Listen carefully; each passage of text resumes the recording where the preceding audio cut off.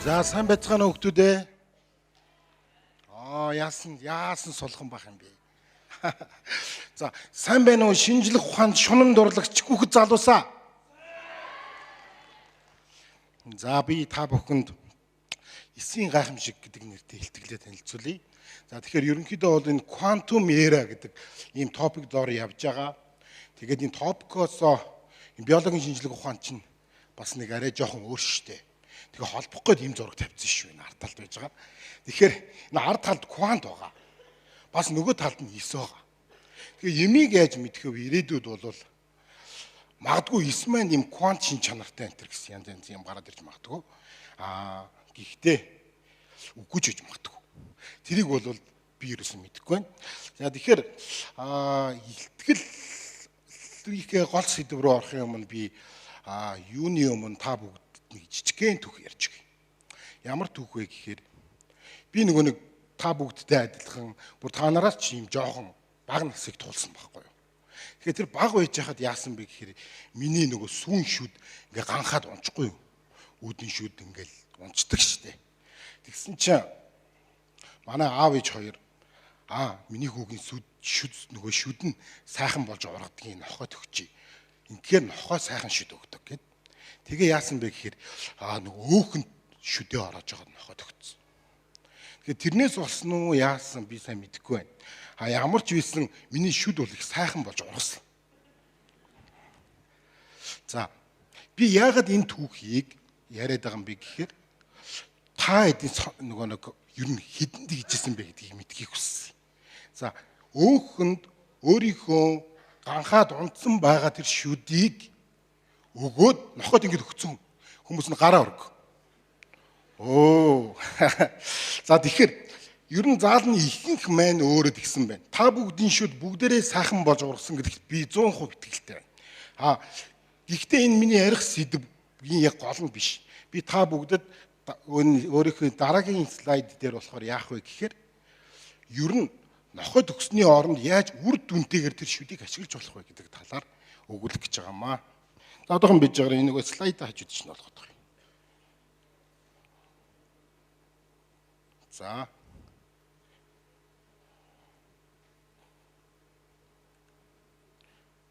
Энэ нэг удаа дарахаар 3 яваад идэг юм шиг.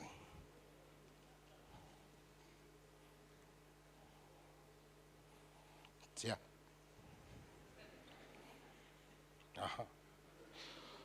За ямар ч энэ слайд дээр тогтох ёстой юм. За тэгэхээр энэ слайд дээрээ тогтчлоо. За бидний бие махбод өөрөө яасан бэ гэхээр ойролцоогоор 200 орчим төрлийн нийт 37 их 89-ээс тогтдог. Тэгэхээр хамгийн гайхамшигтай нэг зүйл нь юу юм бэ гэхээр энэ 37 их 89 өөрөө хоёрхан төрлийн үүдэлсээс үүсдэг байна. Нэгдүгээр үүдэлс нь болохоор юу вэ гэхээр цусны үүдэлс.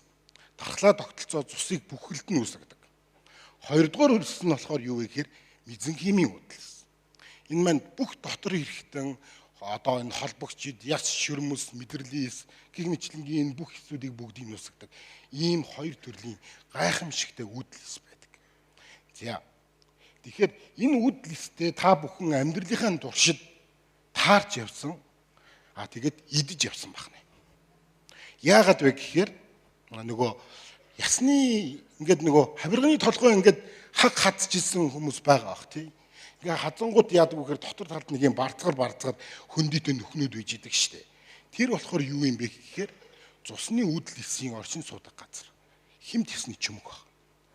За өөр бас нэг ресторанд оронгууд ингээд нөгөө ясыг дундуур нэг амар гой хөрөөдсөн. Тэгээ дотор талд нэг юм өөх шиг шар чүмэг үйж идэг да. Тэр болохоор мезенхимийн эсийн өөрийнх нь үндсэн оршин суудаг газар нь байна. Энэ хоёр газар хүний бие ч гэсэн адилхан, малч ирсэн хүн ч гэсэн адилхан. Энэ хоёр газар байгаа үүдэл эсүүд яадаг вэ гэхээр ингээ байн цус руу ингээ ороод хэрэгтэй газараа үйлчлэгээ үзүүлээд нөхөн төлчих эффектээ гаргаа байж идэг.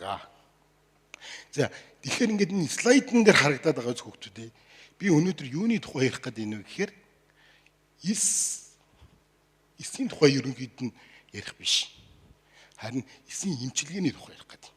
Хэрхэн яаж бид эсийг эмчилгээнд ашиглаж болох вэ гэдэг талаар ярьж байгаа. За Яг энэ слайдн дээр дурдсан шиг ерөнхийдөө үүдэлсэн имчилгээ гэж байна. Өөр ямар эсийг имчилгээнд ашиглаж болох вэ гэхээр дархлааны эс имчилгээ гэж байна. Үр шилжүүлэн суулгах буюу эр эм бэлгийн эсийг ашиглаж хүүхэд бүтээж болдог. Өөр бас яах нь нэгэнт ялгараад хөгжчихсөн 200 гаруй төрлийн эсийг бид мөн имчилгээнд ашиглаж болдог байна. За тэгэхээр эсийг имчилгээнд ашиглах гэхээр нэг асуудал гараад ирдэг. Ямар асуудал вэ гэхээр энэ маань нөгөө хадгалах жоохон хэцүү. Энэ одоо ингээд хүнсний лангуун дээр ингээд өрдсөн тийм зүйл биш байх нь шүү дээ. Тэгэхээр бид эсийг хадгалахын тулд заавалчгүй шингэн азотын дотор хийж хадгалах хэрэгтэй болдог. Тэгэхээр шингэн азот маань өөрөө хасах 196 градус. Энэ дотор эсийг хийчихээр юу болдог вэ гэхээр эсийн хувьд цаг хугацаа өөрөө зарцдаг байна. За тэгэхээр эсийн банк гэдэг ойлголт гарч ирж байгаа. Ямар ч үстэй вэ гэхээр эсийг хадгалдаг газар л гэсэн үг. За ямар банкуд байдаг вэ гэхээр миний нөгөө нэг түрүүний ярьсан шүдний банк. Хүний сүн шүд яг унах гэж байхдаа тэрэн дотор пүлп гэд мэдрэл тэгээд зөөлөнийг дагуулсан гэсэн үг байдаг. Яг энэ хэсэг дотор нь нөгөө миний түрүүний ярьсан мезенхимийн үүдэл эсүүд байдаг бахан. Энэ эсүүдийг олшруулад буцаагаад имчилгээнд хэрэглэх зорилгоор хэрэг хадгалчвал шүдний банк болох нь. За тэгэхээр хэдүүлэн шүдээ нохоод өгөх ёстой. Ёстой гэж бодож байгаа нь гараар. Тийм ээ. Энэ бол та бүгдийн зөв. Яагаад гэвэл нохоод өгөх ёстой л гэж бодож байгаа бол нохоод өгөх нь зөв. Шүдний банкнд өгөх ёстой гэж бодож байгаа нь гараар. Та нар энэ ч гэсэн зөв. Яагаад гэвэл таны л бодол байна шүү дээ, тий. За тэгэхээр хоёрдугаар үүдэлсэн ямар банк байдаг вэ гэхээр хүн цус болон хүн эдийн банк гэж байна. Тэгэхээр бид бүхэн хорвоод төрөхдөө өөрийгөө ирээдүйд эдгэж одоо имчлэгдэшгүй ямар нэгэн өвчин тусчлаа гэж бодоход тэдгэрийг эдгэх энэ потенциал бүхий асар их хэмжээний үүдэл эсийг хамт авч төрдөг. Тэгэхээр нөгөө нэг хүүхэд төрдөн тэрний дараа ихэс төрдөг шүү дээ. Тэгтэл тэр ихэс дотор хүү дотор агуулгадж байгаа цусны дотор маш их хэмжээний үүдэл эс байдаг. Хүүхдэд байгаагаас ч их хэмжээний үүдэл эс байдаг байна. Тэгэхээр тэр их хэмжээний үүдэл эсийг хэрвээ бид хүүхэд төрөх үед аваад хадгалчих юм бол тэр нь хүн цусны банк, хүн эдийн банк болох нь. За орчин үед одоо ялангуяа Япон улсад ямар банк гараад байгаа вэ гэхээр арьсны эсийн банк. Энэ ямар ч юм бэ гэхээр одоо нөгөө охид хүүхнүүд чинь хөгшин болно тий. Хүн болгон хөшөрлөг тойрохгүй шүү дээ. Тэгэхээр хөгшин болсон хойноо залуу арьсны эсээ хэрэглэх гэж арьсны эсээ мөн адилхан яах нь банкладаг байна. За хятадд жишээлбэл ямар банк гарсан баг вэ гэхээр дархлааны эсийн банк. Одоо имийг аж мэдгүй хор тавдар тусаад хим имчилгээгээд бүх дархлааны эс нь унчна. Тэгээд дараа нь тэр дархлааны эсийг нь өөрөөс нь аваад хэрэглэх ямар ч боломжгүй болцсон байгаа яг тэр үед яах нь таны дархлааны эс. Та энэс яах нь дархлааныхаа эсийг ургуулад өөртөө хэрэгэл. Өөрөөр хэлбэл ийм төрлийн банкуд байдаг байна. За тэгэхээр программын дагуу энэ ганцхан надад тохиолдоод байна уу эсвэл бусад илтгэгчдээр бас тохиолдоод байна уу? Ганцхан удаа дарахад яагаад ах юм? Ч одоо. За тэгэхээр үүдэл эс гэдэг зүйлийг хамгийн анх имчилгээнд хэрэгэлсэн.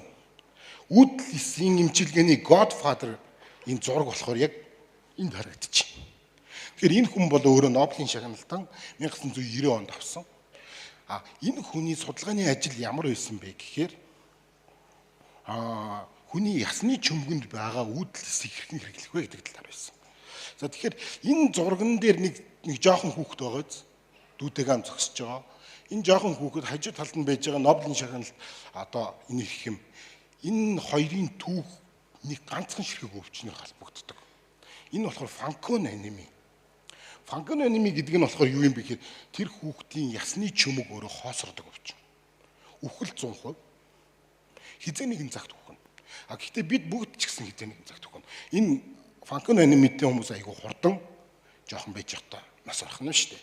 За тэгэхээр энэ Франкон аними өөрөөр хэлбэл тархлаа тогтолцоо цус гэдгийг төлжүүлдэг энэ үндсэн гол үүрэгтэй нэг ширхэг үүдэлсэн мэн өөрөө үүргээсээ гүйцэтгэж чадах болцсон. Тэгэнгүүт нэгэнд л энэ хүний үүдлээс үүргээ гүйцэтгэж чадахгүй бол өөр хүний ясны чөмгнөөс энэ аваад шилжүүлээд суулгахчийг гэдэг санааг бодож олоод үүнийгээ хийгээд тэгээд Нобелийн шагнал авсан үгэнд байгаа. Харин нөгөө талд нь энэ Матиу гэдэг нэртэй хүү байна. Энэ хүү болохоор яасан бэ гэхээр Франкон аними онштой. Тэгээд яг энэ хүүг амьдарч байх үед бол энэ Дональд Томс гуайн яг ясны чөмөг шилжүүлэн суулгах энэ имчилгээ өөрөө бол ингээд клиникт орцсон байсан. Гэхдээ ямар асуудал байсан бэ гэхээр хаа хамаагүй хүний ясны чөмгийг аваад хаа хамаагүй хүнд суулгач болтгоо. Энэ нэг тархлаа rejection гэдэг зүйл болдог. Тийм учраас энэ тохирох донор заавалжгүй шаардлагатай. Энэ хүүд донор болтохгүй. Энэ хүүд донор болтохгүй гэсэн чинь азар ээж нь жирэмсэн байж таарад. Ингээд ээж нь дүүгэн төрүүлэх гэдэг нь шүү дээ. Тэр доор нь хажууд нь зогсож байгаа хөрх охин байгаа. Энэ болохоор дүүн. Тэгээд энэ охиныг яг төрөх үед яасан бэ гэхээр хүүн цусыг нь авч хатгалсан байна. Тэгэхээр нэг онцлог юм нь юу юм бэ гэхээр хүүн цус бол яг ясны чөмгтэй адилхан. Өөрөөр хэлбэл ясны чөмгөөс илүү их өндөр үзүүлэлттэй залуу өсөв байж дээ.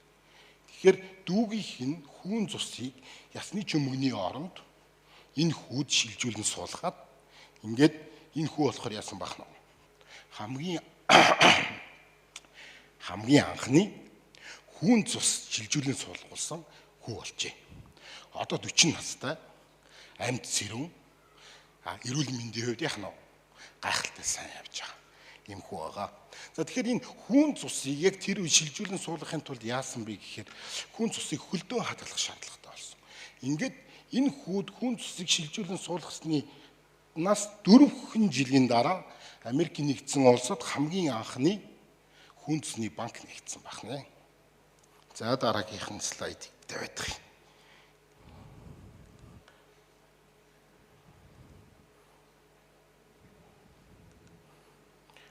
За энэ болохоор Монгол улсын тухай түүх.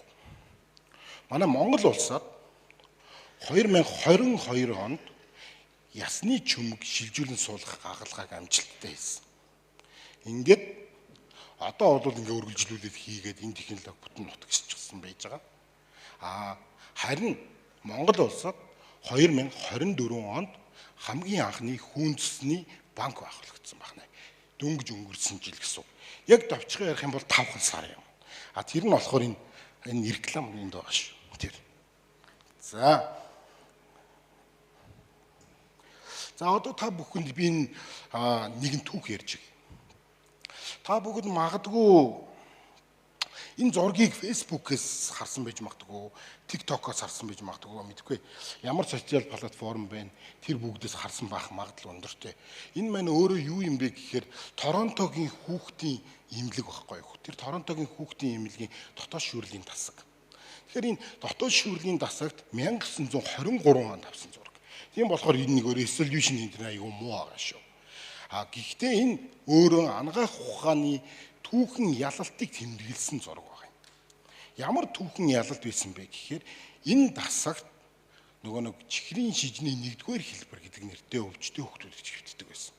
Тэгэхээр чихрийн шижин маань өөрөө сахарын солилцоог зохицуулдаг инсулин гэдэг нэртэй уурга байхгүй болцноос үүдэлтэй сахарын солилцоо зохицохоо болоод цусан дахь сахар нь хэтэрхий ихсдэг өвчин байхгүй юу?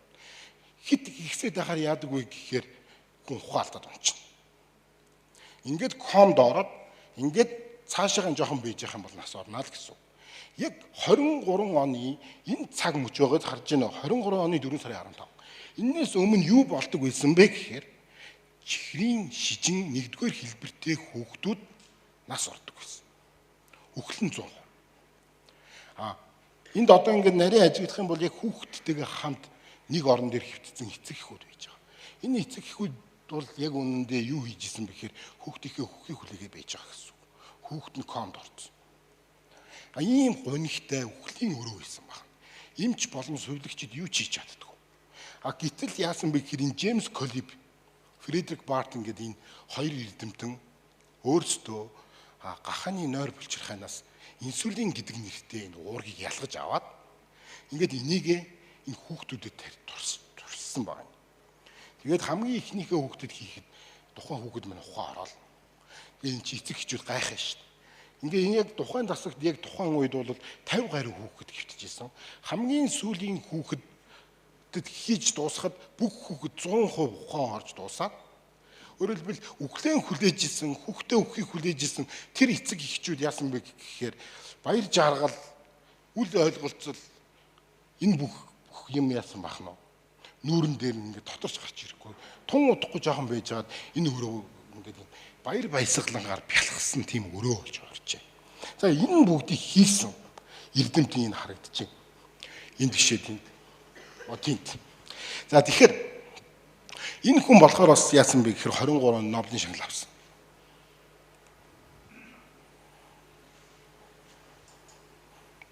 За. Тэгтэл яг энэ өчөөс 101 жилийн дараа өнөөдөр анхаах ухаан хятад улсад нэг нээлт зарлагдсан. Ямар нээлт вэ гэхээр үүдэл эсийн тусламжтайгаар инсулинийг ялгаруулдаг Лангергансын арлыг инженерчлэг хийгээд хүнд буцаа сулгасан байна. Энээс өмнө юу болдог байсан бэ гэхээр энэ 24 он шүү хүмүүс. 24 оны 9 сарын 26. За тэгэхээр энээс өмнө юу болдог байсан бэ гэхээр чихрийн шижинтэй хүмүүс яг одоо хүртэл манай Монгол улсад инсулин даавраад хариад явж байгаа. Харин энэ дуршилтанд орсон энэ эмэгтэй одоо инсулин тарих ямар шаардлагагүй болсон. Яагаад гэвэл энэ эмэгтэй өөрийн гэсэн инсулинтэй болсон байна. За энэ маань өөрөө эсийн эмчилгээний бас нэгэн гайхамшиг байна. За үүний дараа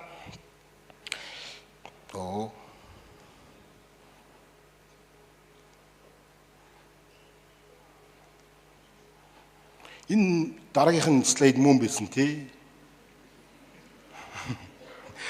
Энэ нэг асуудал үүсэж байна. Би яг яагаад ямар асуудал үүсэж байгааг нь мэдэхгүй байна. Би ингээ бийж. За тэгэхээр яах вэ гэхээр энэ дараагийнх нь слайд болохоор бас их сонирхолтой. Өөрөөр хэлбэл үүдэл эсийг ашиглан хэрхэн яаж хөгжихгүй байх вэ гэдэг тухай байна. Тэгэхээр хөгшрөлт гэдэг зүйл өөрөө яасан бэ гэхээр хүн төрлөختний мөнхийн айдас. Гэхдээ мөнхийн үнэн хэн бүхэн энэтэй яг нас орохынхаа өмнө яах нь одоо яг энэ үнэхээр үний юм байна гэдэгт итгэдэг гэдэгт би итгэдэг. За тэгэхээр хөгшрөлт гэдэг зүйлийг би та бүхэнд тайлбарлаж өгөх гэсэн. Хөгшрөлт гэдэг бол үүдэлсийн дутагдал. За одоо хамгийн ихний диаграмыг харъя хүмүүсээ. Нярын үед хүний тухайн нярын биеийн 10,000 эс тутмын нэг нь үүдэлс байдаг. Харин өсвөр наснд ороод ирэнгүүт 100,000 эс тутмын нэг нь болдог. Ингэж явсаар байгаад 50 настай болно шүү дээ. За одоо жишээлбэл би 50 нас жоохон төгөх гэж байна. За тэгэхээр миний үүдэл эсийн харьцаа хэд байгаа вэ гэхээр 400,000-д 1 байна. Ингээд би цаашаага биш 2 саяд 1 байна. Өөрөөр хэлбэл энэ үүдэл эс маань өөрөө цөөрөд байна гэсэн. Үүдэл эс цөөрөд ахаар үүдэл эсийн нөгөө нөхөн төлжүүлэх бие махбодыг нөхөн төлжүүлэх чадвар маань муу болоод тэгээ бүх хэрэгтэн бүгдээрээ хөшөрч байна гэсэн үг байна. За яг энэ ажиглалтыг батлах нэг дуршилт байгаа. Энэ нэг 2 хулгай байгаас харж байна. Энэ 2 хулгай нь бол нөгөө цусны эргэлтээр нь холбогдсон 2 хулгай. Нэг нь дөнгөж төрөөд удаагүй байгаа залуу хулгай. Нөгөөх нь бол нэгэн хөгшин хулгай байна. Энэ хоёрыг цусны эргэлтээр нь холбогдсны дараа юу болсон бэ гэхээр хөгшин хулгай залуучжээ. Тэгэхээр бид хөгшрөлтийг өдөрдөж болж байна. Тэр хөгшрөлтийг өдөрддөг ямар нэгэн зүйл тэр залуу хулгайны цуснд байна гэсэн. Магадгүй эс. Магадгүй эсийн гаднах шингэн. Ингээд цаашаага нарийн хөөгөө үтсэн чинь яг ясан юм дээр яасан бэ гэхээр эсийн фактор нь ч байсан бахан. Залуу эсүүд очисон залуу үүдл эсүүд очиж хөгшин уулганы биеийг сэлбсэн бахна. Эсийн гаднах шингэн ч гэсэн өөрөө тодорхой үр өгөөлт байсан бахна. За хоёрдугаарт хөгшрөлт дээр юу байгаа вэ гэхээр юм. Зөвхөн үүдл эсийн тооны асуудал юм бол бид нар зүгээр ямар ч хамаагүй аргаар хаа нэгэн газраас чичирч ягаад үүдл эс олж аваад тэгэхээр тэр үүдл эсээ өөрсдөө хийчих л да. Жишээлбэл одоо би бол тэгж бодож байна. Би ч одоо эсийн банктэй уншдээ. Тэгэхээр эс дээр ингээд нөгөө боловсролт өөрөө хийчихнэ. Тэгээд ингээд бодож исэн чинь энэ бас худлаа байна. Шалтгаан нь юу байсан бэ гэхээр үүдл эс өөрөө хөгшөрдөг. Тэгэнгүүт бие мах бодийн хөгшрөлт биш. Эсийн хөгшрөлт гэдэг нэг үндсэн фактор орж ирж байгаа. Гэтэл хамгийн сонирхолтой нь эсийн хөгшрөлтийг бас удирдах болдог. Тэгэхээр эсийн хөгшрөлтийг хэн удирддаг вэ гэхээр эсийн гадна байж байгаа тэр уургууд удирддаг. Эсийн амьдарч байгаа тэр орчин удирддаг. Залуу орчинд аваачид хийчих юм бол хөгшин үдлээс залуу болно. За тэгэхээр энэ маань өөрөө шинжлэх ухааны дуршилтын шатандаа явж байна. Гэхдээ та бүхэн энийг сонсцсон юм чинь хэдэн жилийн дараа магадгүй 10 жил, 20 жил. Яг тэр үед нь магадгүй би баахгүй болсон байх. Гэхдээ яах нь та нар ч ихэнх нь залуу хүмүүс байна шүү дээ. Юу болж болох вэ гэхээр хөгшрөлтийг буцаагаад нэг залуу болгох энэ имчилгээний технологи бол нэгдэх юм байна. Тэгээд магадгүй энэ нь бол үүдэлтэй холбоотой байна. За тэгэхээр үүдэл эсийн талаар ерөнхийдөө ийм контент бэлдсэн. Тэгэнгүүт одоо яасан бэ гэхээр ганцхан үүдэл эсийн талаар би ярих гэж ирээгүй. Би биш дээ. Бүх эсийг яаж имчилгээнд хэрэглэж болох вэ гэдэг талаар ярих гэж ирсэн. Тэгэхээр дараагийнх нь кандидат юу вэ гэхээр дархлаан байсан. Бидний бие махбод өөрийгөө хамгаалах гайхамшигтай чадвартай. Энэ бол дархлаа тогтолцоо. Дархлаа тогтолцоо бол тайлбарлахад бүхэл бүтэн яг нэг өдөр ингэж илтгэхэд ч дуусахгүй тийм амар нарийн төвхтэй бүтцтэй. Гэхдээ би ганцхан өгүүлбэр л хэлхийг хүсэж байна. Тэр нь юу юм бэ гэхээр дархлаа тогтолцоо байхгүй бол бид хэд энд амьд сууж байхгүй байсан. Яагаад гэвэл энэ чинь гадаад орчин нийл ням микроб биш дээ. Яг үүнтэй адилхан дархлаа тогтолцоо өөр бас юуны эсрэг тэмцдэг вэ гэхээр хорт хавдрын эсрэг тэмцдэг байна. Тэгэхээр хорт хавдрыг дархлаа тогтолцоо ийлдрүүлж түүнийг бүтэн устгаж чаддаг. Энэ үүрэг оройлон хэрэгжүүлсээр ирсэн бидний дотор хэрэгжүүлсээр ч байгаа. Яагаад вэ гэвэл хавдрын эс бидний биед тодорхой хугацаа тутамд үргэлж үүсэж байдаг. Тэр үүссэн хавдрын эс болгон бүгдээрээ хавдар болдгоо. Энэ 99% нь бүгдээрээ өгдөг. Юунаас болж өгдөг вэ гэхээр дархлаа тогтолцооноос. Харин хин нэгэн хүн хавдрах тусч штэ. Тэр нь юу гэсэн үг юм бэ гэхээр ерөөсөө тэр фейлдсэн 0.1% гэсэн үг. Гэхдээ бид эсийн имчилгээг ашиглаад тэр фейлдсэн байгаа дархлааны эсийн имчилгээг ашиглаад тэр фейлдсэн байгаа хавдрыг имчлэх энэ арга замуудыг хайж олж байна. За хамгийн амжилттай жишээ бол яг энэ слайдн дээр харуулсан байгаа CAR-T имчилгээ байна. Энэ CAR-T гэдэг нь болохоор Chimeric Antigen Receptor гэсэн үг. Ер нь айгүй энгийнээр ярихаар юу гэсэн үг юм бэ гэхээр генетикийн аргаар өөрчилдсөн сел гэсэн үг. Юуг нь өөрчилж байгаа юм бэ гэхээр дархлааны эс хавдрын эсийг гүйцэд таньж чадахгүй байгаа тохиолдолд тэрийг хавдрын эсийг таньдаг уургийг дархлааны эсэд суулгаад олон болгоод буцаа хайчиж. Ингэнгүүт юу болох вэ? Юу болох вэ гэхээр дархлааны хавдрын эсийг устгана. За энэ CAR-T имчилгээ бол өөрөө 90% үр дүнтэй байгаа. Гэхдээ ганцхан төрлийн хавдар дээр энэ үр дүнгээ үзүүлдэг. Энэ нь болохоор цусны B-сийн лимфома. Цусны хавдар гэхээр та мэдэндээ яах нөгөө юу штэ. Нөгөө солонгос сериал дээр ингээл амар хайр дурлалдаа умбсан хоёр хос эхлээл гардаг штэ. Тэгээ бэжидэл гинтхэн эмэгтэй нөгөө өглөө босоод толинд хараа бэжсэн хамаараас гараад ухаалтад унцдаг штэ. Тэр чинь нөгөө цусны хавдар байхгүй юу? За тэгэхээр энэ цусны хавдрыг энэ одоо ийм хөгжилтэй илэрхийлэх зүйл биш л дээ. Гэхдээ яах нь энэ цусны хавдрыг эмчлэх технологи байна. Энэ технологи нь 90% үр дүнг амлаж байна. Гэхдээ харамсалтай нь энэ имчилгээ их өндөр үнэтэй. Энэ хамгийн хямдхан газраа энэ Малайз центрт очих юм бол 300 мянга орчим доллараар имчилэгдэж байгаа. Ийм өндөр үнэтэй имчилгээ байна. За энэ CAR-T-ийн технологиг хөгшрөлтөөр амжилттай хэрэглэсэн байна. Хулган дээр хөгшин эсүүдийг устгадаг дархлааны эс зохион бүтээгээд тэрийгэ буцаах хийчих. Тэгсэн чинь амьдрах хугацаа 25% нэмэгдсэн гинэ. Хэрвээ хэн нэгэн хүн чиний амьдрах хугацааг 25% нэмэгдүүлээд өгөө гэх юм бол яах вэ таад? Шууд хэлэх үү? Тийм, энэ чинь 300 мянган долларын үнэтэй. За, хөрхий. Манай рекламны пэйж гарчлаа. За, байж гараад байгаа.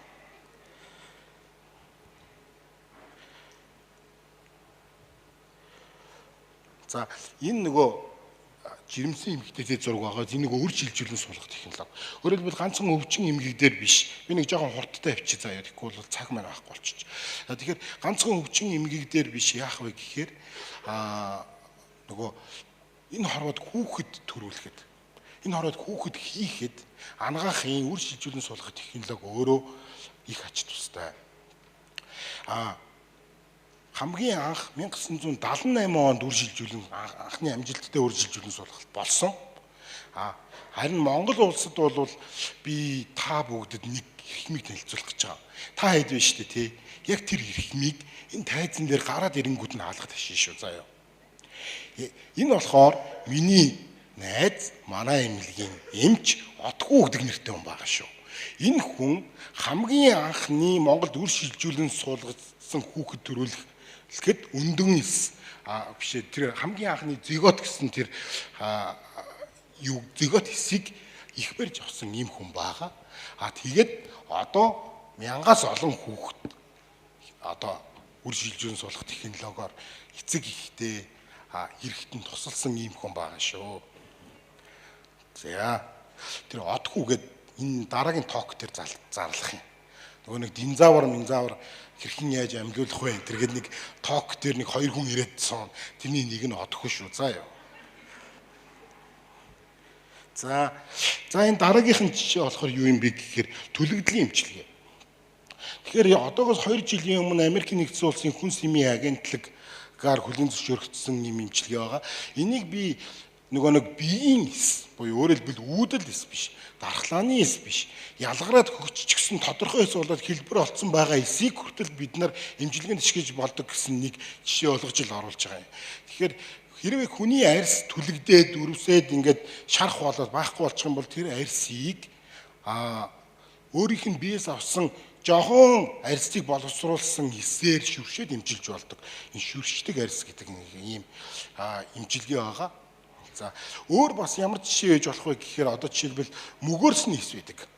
Мөгөөрсний эсийг үений хүн нөгөө нэг гимтсэн байж байгаа хэсэг рүү ингээд скафолд юм уу одоо юу гэх юм. Скафолд дээр авч суулгаж чаад тэгээд нөгөө очиод дүрхээд тариад ингээд эмчилждэг. Айгүй өндөр эмчилгээний хувьтай ийм эмчилгээнүүд бол байдаг бахны. За энэ болохоор би эмнэлэг ерөөсөө рекламдах гээгүй. Энэ болохоор юуны тухай юм бэ гэхээр шүү дээ тий. Монгол улсын боломжийн тухай юм аа. Өөрөөр хэлбэл энэ дээр ярьсан эмчилгээнүүд болон өөр бас бус одоо ингээд олон төрлийн ирээдүйд хөгжиж болох олон эсийн эмчилгээнүүдийг хийх зорилготойгоор манай эмнэлэг байгуулагдсан. Та бүхэн тэгээд нэг вебсайт руу н ороод үзээрэй. Гадаа бүүт ажиллаж байгаа шүү.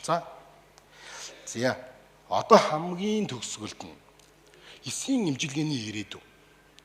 Ирээдүйд эсийн эмчилгээ хаашаа хөгжих вэ? Хамгийн шийдэж чадахгүй байгаа тэр асуудал руугаа хөгждөг нь хорвоогийн зам.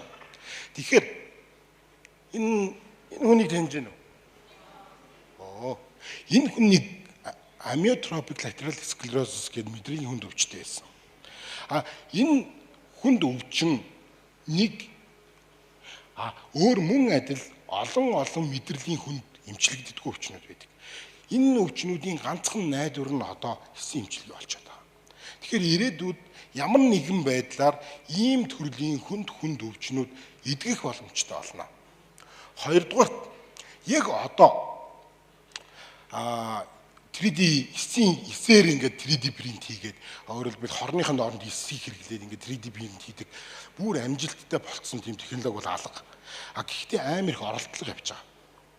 Тэгэхээр энэ оролдлогууд бүтэмжтэй болох тэр цагт бид зүрхээ, илгээ, нойр булчирхаагаан бөөрөө бүхэл шилжүүлэн суулгаж болох бүх хэрэгтний бүгдийг 3D принтерээр хэвлүүлээд ингээд буцаагаад яах нь өөртөө хэрэглэх юм боломж бүрднэ. Энэ бол гэхдээ би ирээдүйн тухай ярьж байгаа шүү энэ слайд дээр. За эцэстэн дүгнэж хэлэхэд олон төрлийн эсийн эмчилгээнүүд байдаг. Энэ болгоныг би энэ тайзан дээрээс ярих юм бол нэг бүтэн өдөр болно. Гэхдээ би ярьж чадна.